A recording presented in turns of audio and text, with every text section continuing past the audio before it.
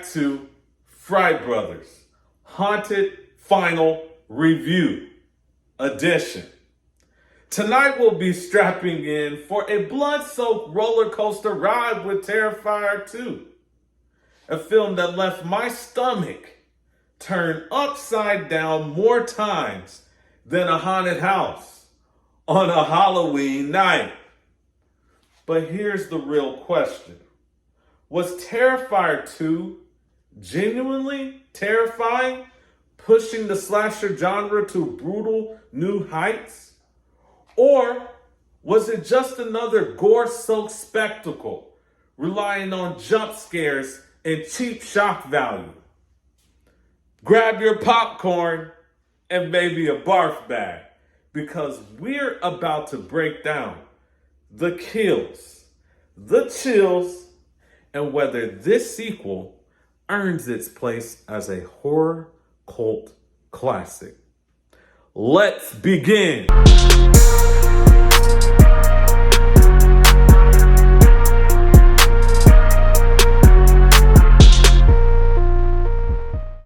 Terrifier 2 dropped in 2022, written and directed by Damien Leone. Of course, it brings back David Howard Thornton as the nightmarish Hart the Clown. And this time we're introduced to Lauren Lavera as Sienna, the standout new league who quickly became a fan favorite. So, what's it about? Without diving into spoiler territory, after surviving the events of the first Terrifier, Art the Clown mysteriously returns to Miles County for another Halloween night of carnage.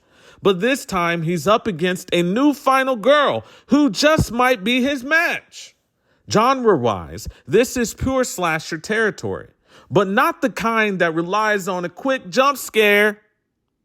Terrifier 2 leans into extreme gore, shocking practical effects, and a surreal, almost dreamlike tone at times. Think 80s grindhouse horror, over the top, brutal, and unrelenting, but with bigger scope than the first film.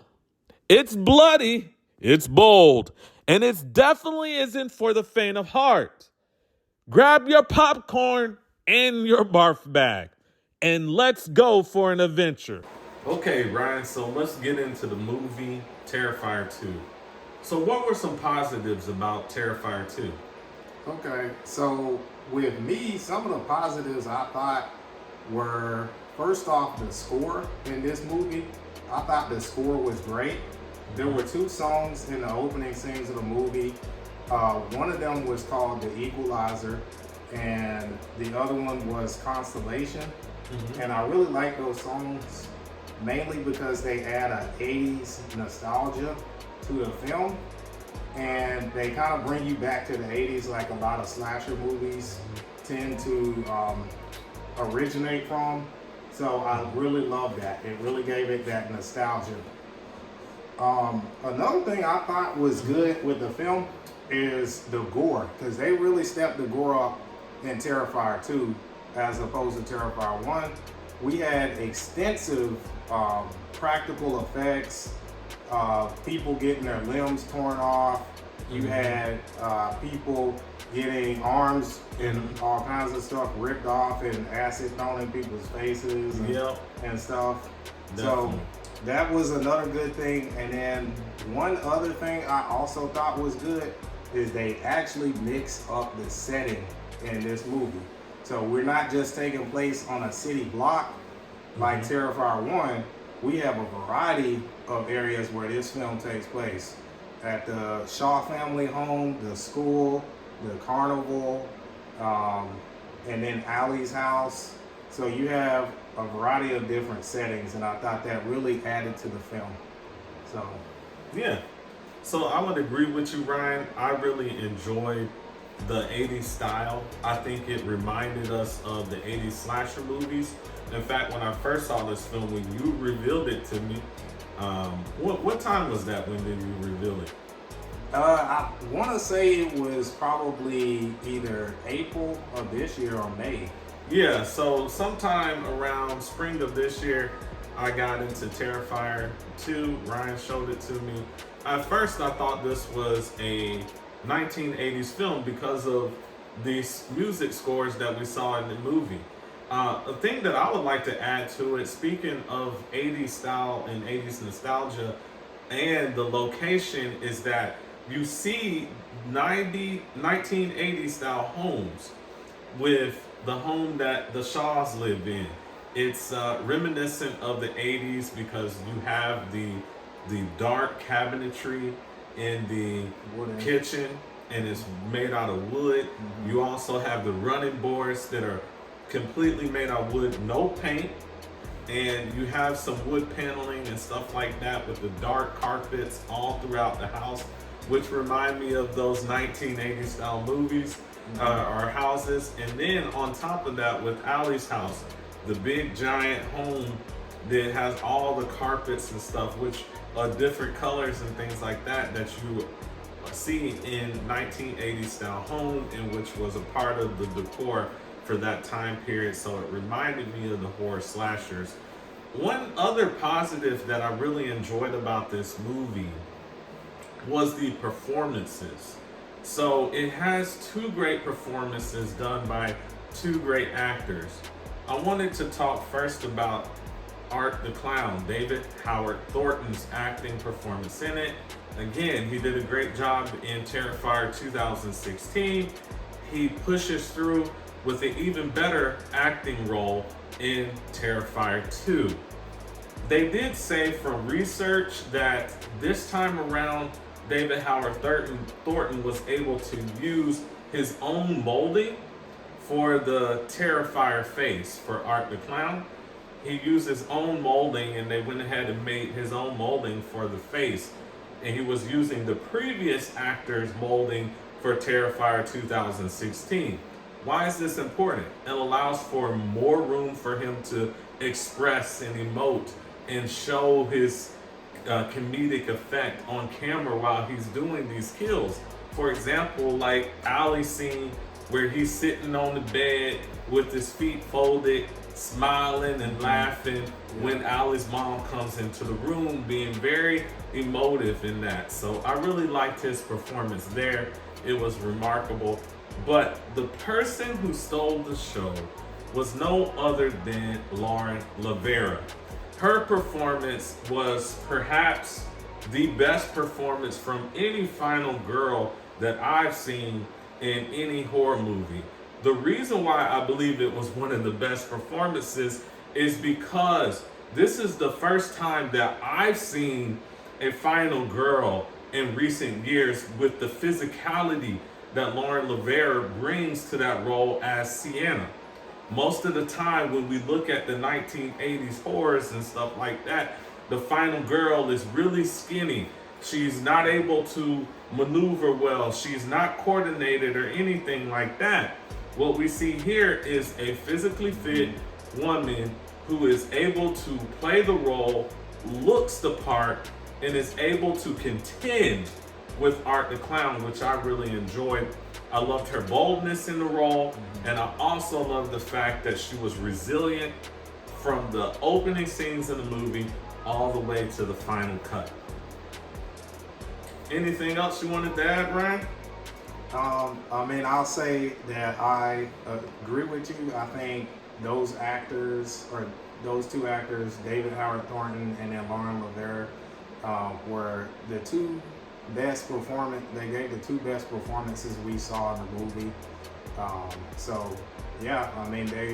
David Howard Thornton added the more of the mannerisms that Art the Clown brings, like the silent laughing and pointing.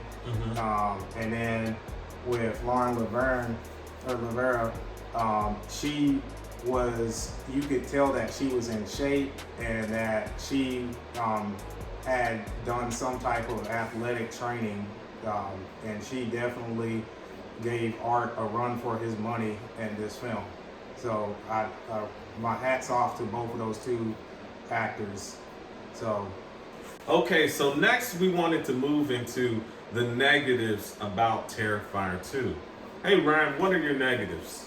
Okay, so although this was a good film, we got to talk about some things that this film didn't do so well. So for the main thing for me, I would say this film is very, very long. And there were a lot of scenes in this film that could have just been cut out and it would have actually made the film better. So one of the scenes that comes to mind to me is that laundromat scene with Art the Clown and the little pale girl where they're playing patty cake with each other. You know, they're clapping hands and playing around in the laundromat. I thought that scene did not contribute anything to this movie, and they should have just cut that scene out. There was just no reason at all for that scene. It absolutely didn't do anything. Another scene that I thought was a little bit extra that they could have cut out was the scene where Art goes to Allie's house for the first time. So when he goes, it's like earlier in the day during Halloween, he shows up at the front doorstep and he has his little trick-or-treating bucket or bag and he's holding it out trying to get some candy, and she's all creeped out by him because, you know, she sees a grown man in a clown suit and he's probably in his mid-40s and she's asking him questions and stuff. I just didn't think that scene added to the movie. It could have been cut out. It didn't really contribute more besides showing Art the Clown's mannerisms a little bit more, but we got enough of his mannerisms throughout the film. So those are some of the things I thought off the top of my head that I thought were things the film could have needed improvement on. So, okay. Yeah. Well, some of the things that I thought were negatives about the film is, number one, we have a void of healthy masculinity in the film. If we really look at the film, I've watched this film a few times, and I always wonder, there's something that just doesn't feel right about this film. And on my third watch of the film, the light bulb finally went off. And I realized that this film really doesn't have a man who has healthy masculinity. Like we look at the characters, we see the bomb, we see Sienna, we see Jonathan, we see the teachers, the friends, but we don't see a healthy masculine man in the picture. Oh, Art the Clown, what about Art? Art, as we know, is evil. I would not call that healthy masculinity. And so that's something we missed in this film. As a kid growing up, what time did you start watching horror movies? What age? So, honestly, I think it was probably when I was very young, maybe 3 or 4. So 3 or 4. For me, it was around 4 years old. I remember our aunt Ron. Yeah. She was around 18 years old. She used to take care of us when we were kids, and we would spend our summers where she would take care of us while our parents were working, and our parents were in their 20s when we were born and stuff like that. So I remember her showing me these movies as a kid, and I always wanted to see, as a young boy, a healthy masculine man contend with the evil villain. If I was a kid 4 or 5 years old like I was back then watching this movie now, I could say we don't see that. And so I really think that's a missing piece of this film. It's not to take away from women and the great women performances. Like I told you, my favorite performance was Lauren, Lavera playing Sienna. It's my favorite performance of the film. But it's still left to be said that we could have had at least one masculine man in the role contending with Art, or at least helping contribute to contend with Art the Clown. Now, another issue that I saw that was problematic was with the secondary characters. Brian, were the secondary characters developed at all? No, these secondary characters were undercooked this whole movie. They did not contribute hardly anything to the movie. So yeah, exactly. So we see the mom, and a lot of people I've seen on YouTube, other influencers, horror influencers, complain about the mother's role with Sarah Voigt playing that role. I don't think it was the fact that Sarah Voigt struggled with the role. I think it was more that she wasn't given the room to be a three-dimensional person. What do I mean by that? Three-dimensional, we don't know anything about the mother other than the fact that she has Jonathan and Sienna as her children. We don't see her outside of the house at all. It's almost like she's in house custody, like she's on probation and has a lock on her, a monitor on her ankle, and she can't leave the home. That's what it feels like. And so the fact that she never leaves the house, the fact that we don't see her interacting with other adults, we don't see her, perhaps maybe she goes to therapy. We don't see that. Perhaps she has friends, other 40-year-old mothers who are her friends that she can share her life with and share some of the struggles. We don't see that. Maybe she goes to church and really wants to change and start going to church or start dating again for the first time since her abusive husband has passed. We don't see that. All we see is someone yelling and screaming, and then in the final scene right before she dies, we see her taking a large gulp of alcohol and some medication. And we call that character development. Come on, we can do better. I believe Damien can do better with fleshing out some of these secondary characters to make them more three-dimensional. So when we actually see the kill scenes, that it shows something that we've connected to from a human being to seeing another human being playing a role. So that's what I will also say. And then lastly, I just want to point out, I know a lot of you, including Ryan, you guys state that the movie was too long. I felt like it was too long, but I really feel like more so than it was too long, that it spent too much time, like you said, Brian, focusing on extending, prolonging these kill scenes, like the alley kill scene in the bedroom, which was 5 to 10 minutes. The mother's kill scene, which was like 5 to 10 minutes if you include the parts where she's walking up, she's wiping off the car and all that kind of stuff. And then the mashed potatoes being thrown into her face after she's post-mortem situation. And then the other kill scenes of Ali and the kill scene of Brooke. All these kill scenes were extended, long, unnecessary. They could have benefited from cutting those down and using that film time to actually develop the characters, like the mother or like Sienna's friends, Brooke, developing her, and Ali, so that we see three-dimensional characters, not just the primary characters, but also three-dimensional secondary characters. Anything else you wanted to add about the negatives, Ryan? So I pretty much agree with you on just about everything you said. Like we were saying, or like you were saying earlier, not seeing a healthy dose of healthy masculinity.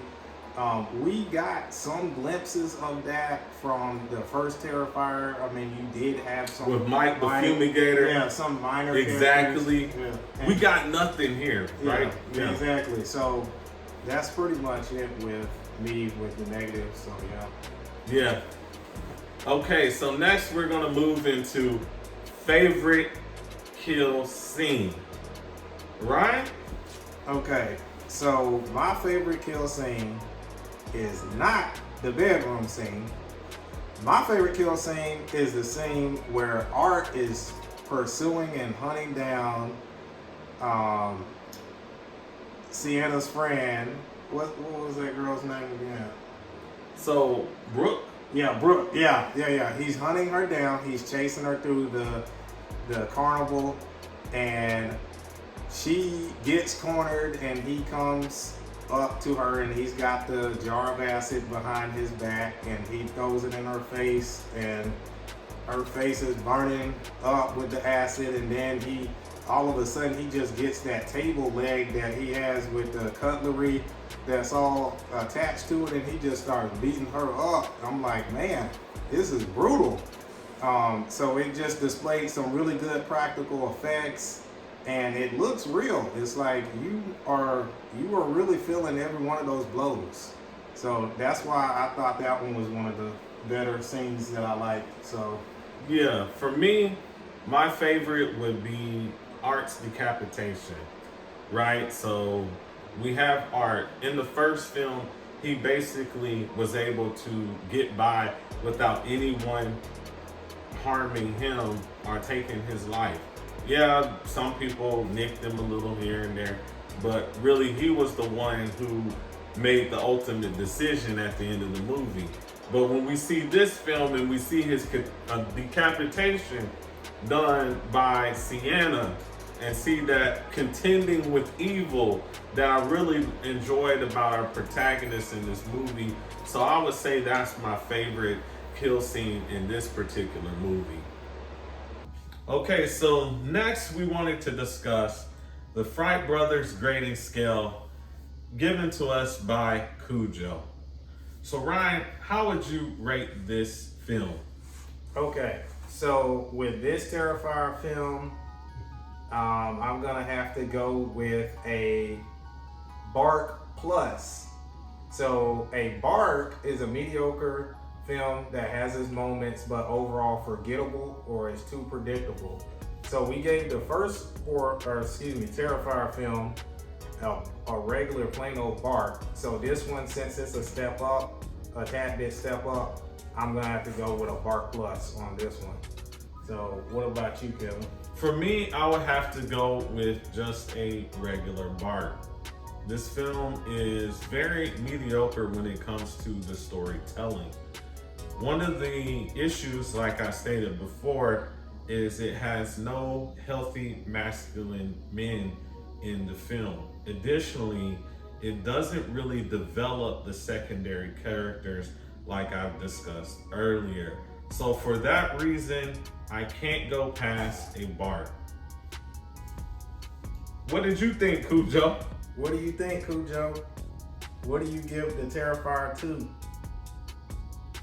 So, Fright fam, what are your thoughts about this movie? How would you grade this movie on the Fright Brothers grading scale? What were your likes of the movie? What were your dislikes of the movie? Please leave those in the comment section below. And again, like and subscribe. Ryan, what's our next film that we'll be reviewing? Okay, Fright Fam. So our next film is gonna be, drum roll please, Terrifier 3. Yay! And remember, Fright fam, be watchful.